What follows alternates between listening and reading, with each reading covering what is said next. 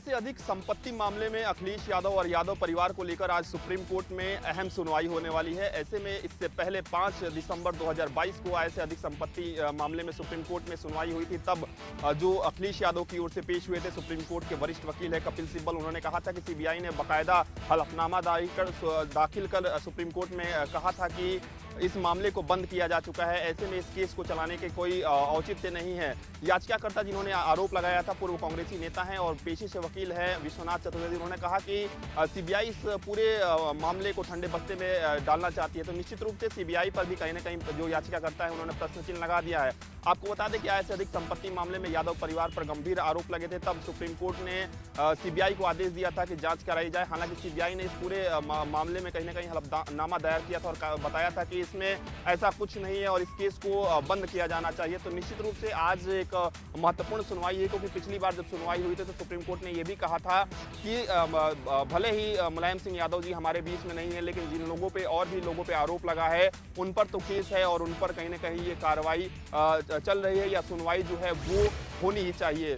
उमेश पाल हत्याकांड के बाद लगातार जिस तरीके से पुलिस की छानबीन आगे बढ़ रही है, नए नए तथ्य निकलकर सामने आ रहे हैं। अतीक अहमद की पत्नी शाइस्ता परवीन की फोटो कुछ दिनों पहले शूटर साबिर के साथ वायरल होती है। उसके बाद लगातार से वो फरार चल रही है। पुलिस को अंदेशा है कि शाइस्ता परवीन से भी वो काफ़ी अहम जानकारियां जुटाई जा सकती हैं जो इस उमेश पाल हत्याकांड से जुड़ी हो सकती हैं। जबकि ऐसे में अब शाइस्ता परवीन फरार है, जिनको गिरफ्तारी के लिए पुलिस लगातार छापेमारी कर रही है, धरपकड़ की कोशिश कर रही है।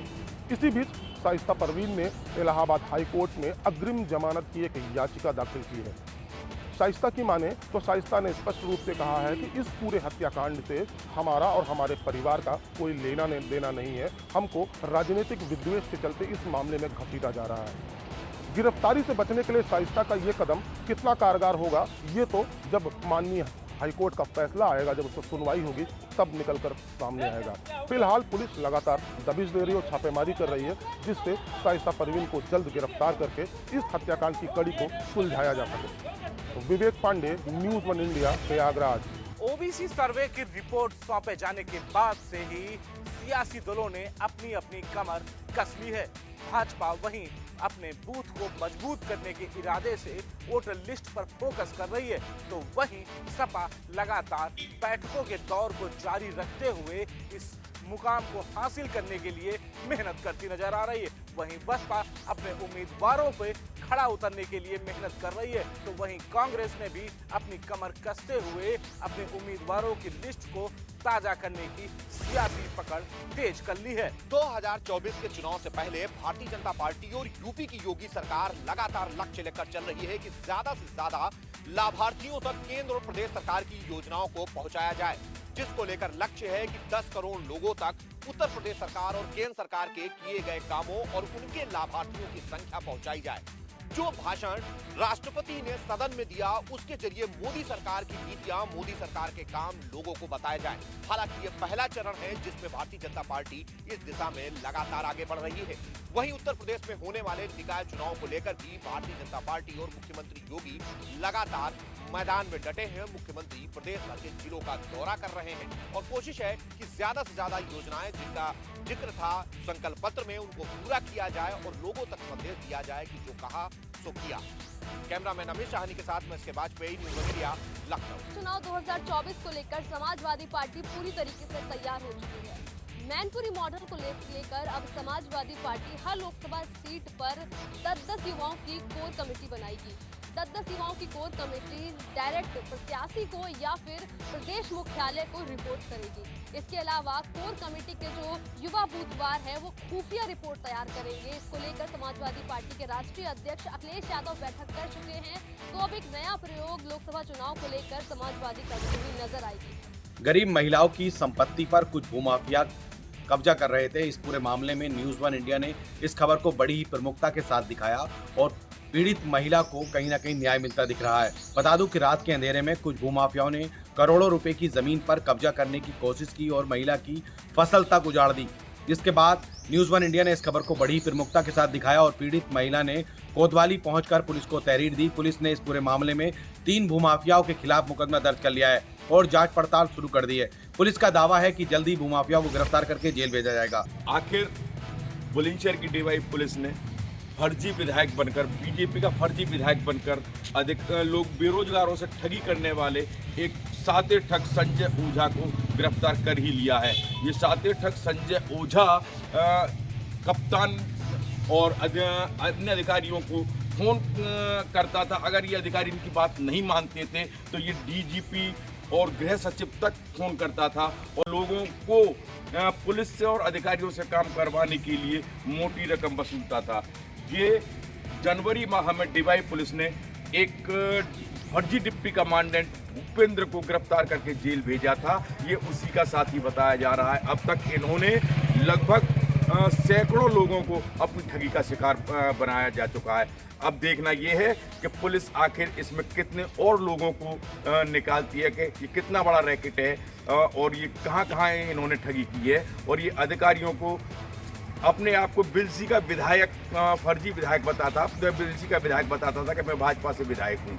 और देखना ये है कि अब पुलिस इस मामले में कहां तक पहुंचती है, क्या होता है। प्रयागराज हत्याकांड को लेकर बरेली पुलिस की लगातार ताबड़तोड़ कार्रवाई जारी है। इससे पहले जेल से एक सिपाही और एक सब्जी पहुंचाने वाला गिरफ्तार किया था। आज बरेली पुलिस ने एक सिपाही के साथ और एक प्रॉपर्टी के डीलिंग का काम करने वाला 2 लोग गिरफ्तार किए हैं। सिपाही 2 महीना पहले पीलीभीत पोस्टिंग यहां से ले चुका था, लेकिन आज बरेली पुलिस ने बरेली से उसे गिरफ्तार किया गया है। अब ये देखना होगा प्रयागराज हत्याकांड को लेकर के किस किसके नाम और सामने आते हैं। फिलहाल पुलिस की ताबड़तोड़ छापेमारी कार्रवाई जारी है। अब देखना होगा कौन कौन नाम और सामने आएंगे। बुंदेलखंड के महोबा में आज सूबे के मुख्यमंत्री योगी आदित्यनाथ का दौरा था। वहीं उनके साथ सड़क परिवहन मंत्री नितिन गडकरी भी पहुंचे थे।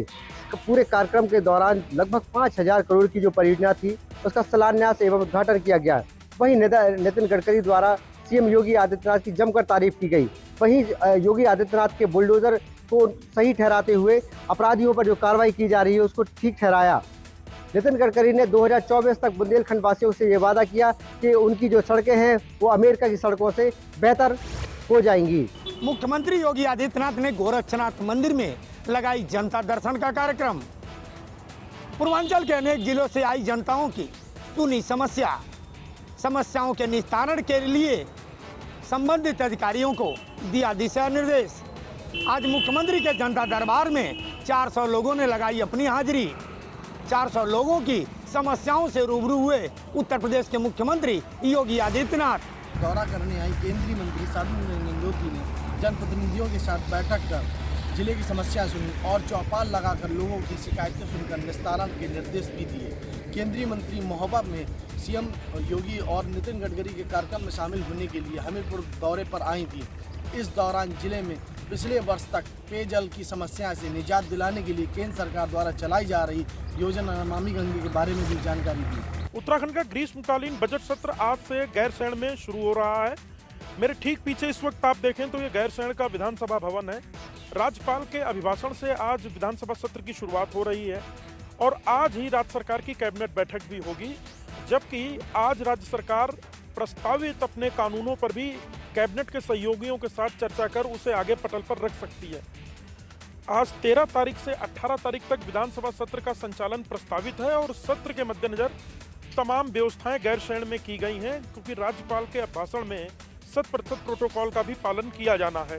आज से शुरू हुए इस सत्र के मद्देनजर कांग्रेस भी आक्रामक है और गैरसैंण कूच का उसने ऐलान करते हुए राज्य सरकार को विभिन्न मुद्दों पर घेरने का फैसला किया है, जिसमें अंकिता भंडारी कांड, बेरोजगारों की समस्याएं और दून में हुए लाठीचार्ज जैसा महत्वपूर्ण मामला है। जिला पंचायत पौड़ी एक बार फिर से विवादों में आ गई है। जिला पंचायत सदस्य गौरव रावत ने जिला पंचायत के कर्मचारियों व जिला पंचायत सदस्यों पर गंभीर आरोप लगाए हैं।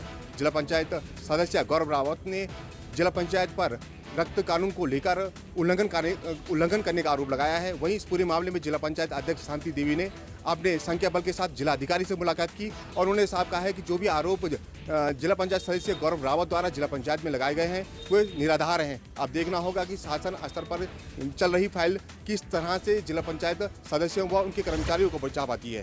राजधानी देहरादून में कल से ऐतिहासिक झंडे मेले की शुरुआत हो गई है। झंडा आरोहण के साथ ही मेले का शुभारंभ हुआ। इस मौके पर कई राज्यों के आए भारी तादाद में श्रद्धालु भी मौजूद रहे। श्री गुरु राम रहे दरबार महंत देवेंद्र दास का कहना है कि झंडा चढ़ाने की सैकड़ों सालों से परंपरा चल रही है, जहां इस देश में भारी तादाद में श्रद्धालु आते हैं, झंडा साहिब का दर्शन करते हैं और घर परिवार की सुख शांति समृद्धि की पूजा करते हैं। उनका कहना है कि 1 महीने तक मेला चलेगा और देश प्रदेश में सुख शांति बनी रहे, इसके लिए उन्होंने प्रार्थना की है। अपने सहयोगी अंजीत के साथ मैं शाहबाज हुसैन, न्यूज़ 1 इंडिया, देहरादून। रुद्रपुर में व्यापारी को एक समस्या का सामना रोज करना पड़ा। धरना का तीसरा चौथा दिन है, जिसके बाद आज जो व्यापारी हैं वो रुद्रपुर के जो डीएम है, जो जिलाधिकारी हैं युगल किशोर पंत से मिले हैं और उनसे आश्वासन लिया है कि जो व्यापारी हैं उनको कहीं विस्थापन की व्यवस्था की जाए। किसी तरह से यहाँ के जो व्यापारी हैं, रोडवेज के व्यापारी, उनको ना उजाड़ा जाए। अगर उजाड़ा जाता है तो इनकी वेडिंग जोन की व्यवस्था की जाए। इनकी रोजी रोटी का जो संकट है उनको जो है देखा जाए किसी तरह के। तो पूरी तरीके से यहाँ पर जो डीएम है उन्होंने आश्वासन दिया है कि एनएच के अधिकारियों से बातचीत की जाएगी और आगे की जो समस्या है उसका निराकरण किया जाएगा। साथ में जो व्यापारी है उनके साथ में रुद्रपुर के पूर्व विधायक राजकुमार टुगाल मौजूद रहे, रुद्रपुर के जो मेयर हैं रामपाल वो मौजूद रहे और तमाम जो रुद्रपुर के व्यापारी हैं और तमाम जो जनप्रतिनिधि वो मौजूद रहे। 58 पर एक संदिग्ध कार में युवक का शव मिला था। जांच करने पर पता चला कि MIT कॉलेज में संदिग्ध युवक असिस्टेंट प्रोफेसर था। पत्नी ने शनिवार को ही गुमशुदगी की रिपोर्ट दर्ज करा दी। CO दौराला ने बताया इस मामले की जांच की जा रही है और पोस्टमार्टम रिपोर्ट के बाद ही कुछ कहा जाएगा। डिप्टी सीएम ब्रजेश पाठक के आदेश का पालन अमेठी में अभी तक नजर नहीं आ रहा है। 2 महीने पहले ब्रजेश पाठक ने पत्र लिख करके अमेठी सीएमओ को निर्देशित किया था कि अवैध तरीके से जिले में चल रहे अस्पताल और पैथोलॉजी को चिन्हित कर उस पर कार्रवाई की जाए, लेकिन 2 महीने बीत जाने के बाद भी अभी तक अमेठी सीएमओ के हाथ खाली नजर आ रहे हैं। जब इस मामले पर अमेठी सीएमओ विमलेंद्र शेखर से बात की गई तो उन्होंने बताया कि CSC अधीक्षकों को निर्देशित किया गया है, जल्द ही इस पर कार्रवाई होगी। लेकिन सबसे बड़ा सवाल ये उठता है कि 2 महीने बीत जाने के बाद कार्रवाई क्यों नहीं हुई। उमेश पाल हत्याकांड प्रयागराज में जो 24 तारीख को हुआ था, रुकने का नाम नहीं लिया। आरोपियों को लगातार यूपी की पुलिस हर जगह से ढूंढ निकालती नजर आ रही है। आपको बता दें, इस वक्त मैं मौजूद हूं जनपद पीलीभीत में और कारागार के ठीक सामने यहां से भी एक मामला जुड़ा हुआ नजर आया। आपको बता दें कि 24 फरवरी को जो हत्याकांड प्रयागराज में हुआ वो एक सनसनीखेज इतनी अधिक थी कि पूरा मामला पुलिस प्रशासन हाल गया। वहीं वहां उमेश पाल के साथ 2 सिपाहियों की भी मौत हो गई, जिसकी कड़ी जुड़ती नजर आई है पीलीभीत जेल से भी, जहां अतीक अहमद का भाई अशरफ बंद है। वहां से कड़ी यूं जोड़ती नजर आई है कि वहां पर तैनात एक सिपाही मनोज कुमार नाम जिसका है, वो वहां पर अतीक के गुर्गों को वहां उसके भाई से फर्जी ID बनवाकर उनकी मुलाकात कराता था। ये मनोज कुमार पे आरोप था। वहीं 2 दिसंबर को मनोज का ट्रांसफर पीलीभीत जिला कारागार में हो गया, जहां पे वो अपनी ड्यूटी करता था। वहीं आपको बता दिया जाए कि यहां पर जो मनोज कुमार ड्यूटी कर रहे थे, यहां पे तैनात थे जिला कारागार में, वो कल 7 बजे इसी मामले में, चूंकि संदिग्ध की स्थिति पहले ही थी, सिर्फ पहले ही घूम रही थी प्रशासन की, जिसको लेकर के उनको पीलीभीत से बरेली बुलाया गया था और वहीं बताया गया कि वहां STF की टीम ने उसको गिरफ्तार कर लिया है, जो कि यहाँ पीलीभीत में जिला कारागार में ड्यूटी कर रहा था और कल जाने पर वहां गए। हालांकि जब ये मामला सामने आया तो हड़कंप मच गया है और इस तरह से मनोज कुमार जो कि यहाँ जिला कारागार में ड्यूटी कर रहे थे, उनको गिरफ्तार कर लिया गया है। तो इस तरह से एक एक कड़ी जो जुड़ती नजर आ रही है, बड़ा मामला बनता चला जा रहा है। आरोपी कोई भी हो, बख्शने को प्रशासन तैयार नहीं है। हरदोई के पचदेवरा थाना क्षेत्र में 8 वर्षीय मासूम की रेप के बाद हत्या कर दी गई थी। वहीं पुलिस ने आरोपी को गिरफ्तार कर जेल भेज दिया था। वहीं आरोपी के परिजन लगातार पीड़ित परिवार को धमकी दे रहे थे। पीड़ित जो परिजन है वो आज धरने पर बैठे हैं और धरने पर बैठकर यह मांग कर रहे हैं कि आरोपी के घर बुलडोजर कब चलेगा और आरोपी के जो परिजन है उन पर मुकदमा लिखकर उनको भी जेल भेजा जाए। इन मांगों को लेकर वो आज रोड पर बैठे थे। हालांकि पुलिस ने उनको समझा कर धरना समाप्त कराया है। चित्रकूट के समरदहा गांव में उस वक्त हड़कंप मच गया जब नंद किशोर नाम के व्यक्ति ने अपनी पत्नी और बेटी को लाइसेंसी बंदूक से गोली मार दी है, जहां पर पत्नी की मौके पर मौत हो गई है और बेटी घायल थी, जिसको आनंद फानंद में परिजनों ने जिला चिकित्सालय इलाज के लिए ला रहे थे। जहां उसने रास्ते पर दम तोड़ दिया है। जब इस मामले की जानकारी पुलिस को हुई तो पुलिस आनन फानन पर पहुंच करके शव को कब्जे में लेकर के पूरे मामले में जांच में जुटी हुई है। आप इन तस्वीरों से देख सकते हैं कि किस तरह से पुलिस बल यहां पर तैनात है और इस मामले की पूरी तरह से जांच कर रही है। सूत्रों की माने तो बेटी के किसी एक लड़के से संबंध थे या प्रेम प्रसंग चल रहा था, जिसको लेकर के इसकी भनक पिता को चल गई है। इसी बात को लेकर के आपस हाथ सुनी हुई है और पिता इस तरह गुस्से में आ गया कि उसने अपनी लाइसेंस की बंदूक से बेटी और पत्नी को गोली मार दी है। इस वक्त मौसम का